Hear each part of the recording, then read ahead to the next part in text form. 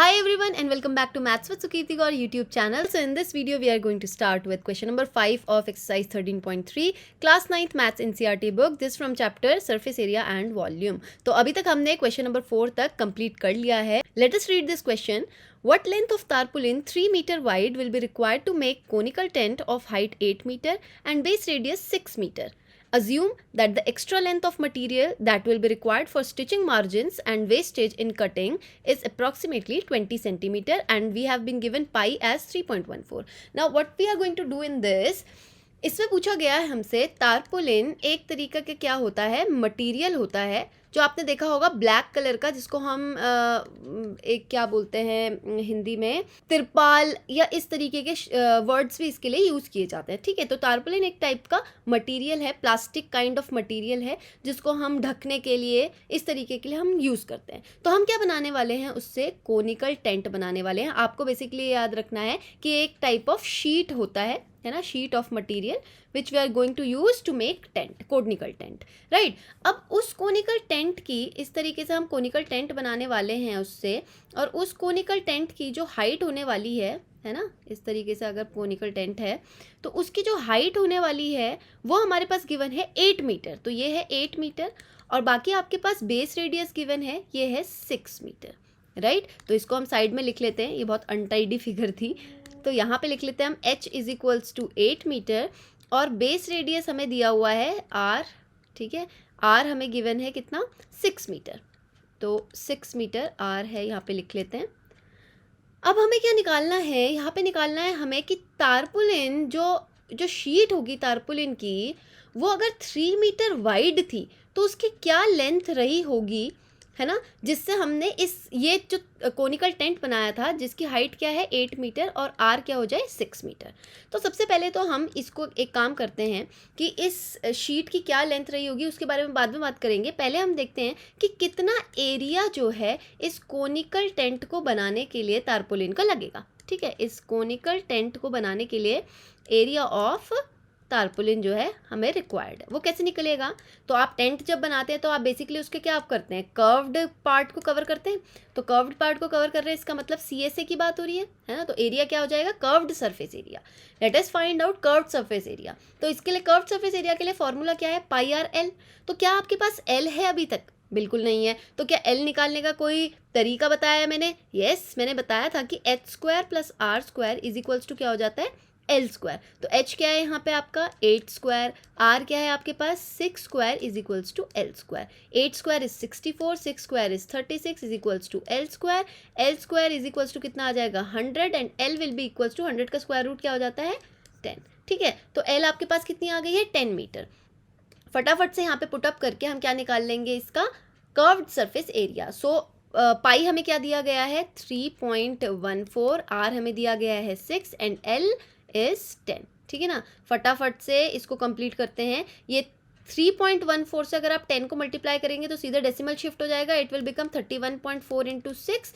और ओरली यहाँ पे सॉल्व कर लो.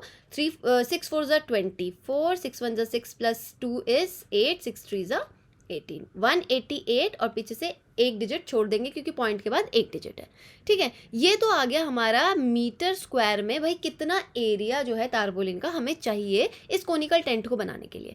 अब आप मुझे एक बात बताओ कि ये जो भी इसकी लेंथ रही होगी और इसकी ब्रेथ जो है हमें ऑलरेडी गिवन है, वाइडनेस हमें 3 मीटर ऑलरेडी गिवन है ना, इसका एरिया कितना आएगा भाई, इसी से तो हमने ये कोनिकल टेंट तैयार किया. तो इसका एरिया बेसिकली क्या है, इसके इक्वल है. तो क्या मैं एक रेक्टेंगुलर जो शीट थी मेरे पास उसका एरिया क्या होता है, लेंथ इनटू ब्रेथ, वो बेसिकली किसके इक्वल है 188.4 के इक्वल है. यही तो कह रहा है ना. तो लेंथ हमें निकालनी है, ब्रेथ पर हमारे पास है ही नहीं, ब्रेथ हमारे पास है 3 मीटर और इसको रख देते हैं 188.4 के इक्वल. सॉल्व कर लो भाई फटाफट से. 188.4 अपॉन 3, 3 6 ज़ा 18, 3 2 ज़ा 6, 3 8 ज़ा 24. तो 62.8 इसकी क्या आ जाएगी, length of sheet of tarpaulin. ठीक है, तो जो भी ये तारपोलिन जो मटेरियल था उसकी लेंथ हमें क्या चाहिए होगी 62.8 मीटर और उसका जो ब्रेथ थी वो हमें क्या चाहिए होगी 3 मीटर, जिससे हमारे पास 188.4 मीटर स्क्वायर का एरिया निकल के आया है क्योंकि हमारे पास जो हाइट और जो रेडियस था वो 8 मीटर और 6 मीटर था. अब इसमें एक और बात कही गई थी, वो था 20 सेंटीमीटर का एक्स्ट्रा मार्जिन। तो हमें क्या करना पड़ेगा, 62.8 जो हमारे पास अभी तक की लेंथ आई है उसमें एक्स्ट्रा देना पड़ेगा 20 सेंटीमीटर को एज अ मार्जिन। तो इसको हम मीटर में चेंज करेंगे तो ये आ जाएगा 0.20, और जब आप इसको ऐड करेंगे तो ये बन जाएगा 0.2 को ऐड करेंगे तो ये बन जाएगा 63.00 मीटर। ठीक है, तो ये हो जाएगा। तो इतनी लेंथ हमें तारपुलिन की रिक्वायर्ड है। आई होप इसका सीधे तरीके से सोल्यूशन और उल्टे तरीके से सोल्यूशन दोनों तरफ आपको समझ में आ गया है। अगर नहीं आया तो आप इसको दोबारा से एक बार वीडियो को देखें, है ना, और समझने की कोशिश करें, बिल्कुल आपको समझ में आएगा। You should be very clear with all the basics first, क्या फॉर्मूला है, कैसे मैंने एल निकाला है, तो और ज़्यादा सोने पे सुहागा हो जाएगा। चलते हैं नेक्स्ट क्वेश्चन, क्वेश्चन नंबर 6 पे।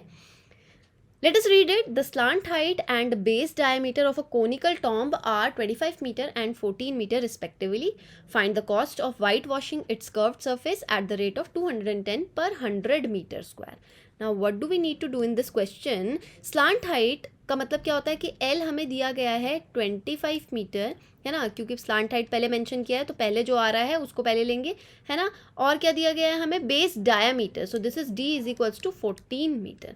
अब कोनिकल टॉम्ब की बात करी गई है यहाँ पे। टॉम्ब तो आपको पता ही होगा, स्फेरिकल टॉम्ब होते हैं, जैसे आपने मस्जिद देखी होंगी उसके ऊपर इस तरीके से बना होता है तो इसको स्फेरिकल टॉम्ब बोलते हैं, है ना। मंदिरों में देखा होगा कहीं पे ऐसा तरीके से होता है, ठीक है, कहीं पे इस तरीके से भी बनाया होता है। ताजमहल के ऊपर आपने देखा होगा इस तरीके का बनाया गया, हल्का सा ऐसे पॉइंटेड है। बट ये जो ये है इस बार वाले में जो बात करी गई है वो है कोनिकल टॉम्ब, ठीक है। तो ये कोनिकल टॉम्ब जो था उसके आपके पास स्लांट हाइट और डायमीटर है। अब आप मुझे बताओ, यहाँ पे कर्व्ड सरफेस को हमें जो है वाइट वॉश करना है, तो हमें सबसे पहले कर्व्ड सरफेस एरिया निकालना पड़ेगा भाई, है ना। पाई आर एल के फॉर्मूले से हमें कर्व्ड सरफेस एरिया निकालना है, तो फटाफट से वैल्यू डालते हैं। 22/7 पाई की जगह पे आर की जगह पे क्या आ जाएगा भाई, डी का आधा तो आर होता है ना। दिस विल बी 7 मीटर, तो 7 आ जाएगा इसकी जगह पे, और L क्या है 25 मीटर। तो यहाँ से कैंसिल हो गया 7 और 22 इंटू 25, तो आप मुझे बता दो 25 इंटू 22 कर लेते हैं, 2 5 10, 2 2 4 5, this will also come as 50, this will be 550 metre square. ठीक है, सब कुछ मीटर में था तो मीटर में ही हमारा कर्व्ड सरफेस एरिया भी आ गया। अब हमें बेसिकली निकालना क्या है, हमें तो निकालनी है जो कॉस्ट कि 210 रुपीज़ लगेंगे 100 मीटर स्क्वायर के लिए। ये बता दिया गया है कि 100 मीटर स्क्वायर का भैया हम तो लेंगे कितना, रुपीज़ 210। तो भाई 1 मीटर स्क्वायर की कॉस्ट हम निकाल लेंगे पहले, वो क्या हो जाएगा, डिवाइड, यूनिटरी मेथड, सिंपल, है ना। ये तो आपने देखा ही है भाई, अगर 10 रुपये की 10 टॉफ़ियाँ आती हैं तो 1 रुपये की कितनी टॉफ़ी आएगी, 10/10 भाई, 1 रुपये की एक ही टॉफ़ी आ रही होगी, है ना, एक टॉफ़ी आ रही होगी। तो मैंने क्या किया, बेसिकली डिवाइड। ऐसा हम क्यों करते हैं, जब हमें थोड़ा अलग वैल्यू के लिए निकालना पड़ता है, ठीक है। तो यहाँ पे जैसे 100 मीटर स्क्वायर की कॉस्ट दी हुई थी, बट हमारा 100 मीटर थोड़ी ना था, हमारा तो 550 मीटर स्क्वायर था, तो पहले मैंने 1 मीटर स्क्वायर के लिए निकाल ली। अब 550 मीटर स्क्वायर के लिए मैं क्या कर लूँगी, मैं कर लूँगी multiply, because in comparison with 1 550 is a greater value, we will multiply it. अब देखो कई बच्चों को ये चीज़ें ऑलरेडी आती होंगी, बट प्रॉब्लम क्या है, कई बच्चों को नहीं भी आती होंगी, तो मुझे हर बच्चे का ध्यान देते हुए चलना है, इसीलिए I explain everything to you, ठीक है। यहाँ से करेंगे 0 को cancel, and this comes as 21 into 55, this will give you 5 1 5, 5 2 10, and again the same thing, add it, this will be 1155, what is this, rupees, भूलना नहीं है, कभी उठा के हमने क्या लिख दिया, मीटर स्क्वायर। फ्लो में ये जो है मीटर स्क्वायर ही चलता जाता है, ठीक है। तो आपको ध्यान रखना है कि हम क्या निकाल रहे हैं, कॉस्ट निकाल रहे हैं। तो इस वीडियो में हम इन 2 क्वेश्चन को ही करते हैं, नेक्स्ट क्वेश्चन स्टार्ट करेंगे हम नेक्स्ट वीडियो में। If you have understood all the solutions, please like the video. If you haven't subscribe the channel yet, please subscribe to the channel. Also hit the bell icon so that you never miss any update. If you have any query regarding these questions or any another question to ask, please comment me in the comment box. Till then, take care. Bye bye.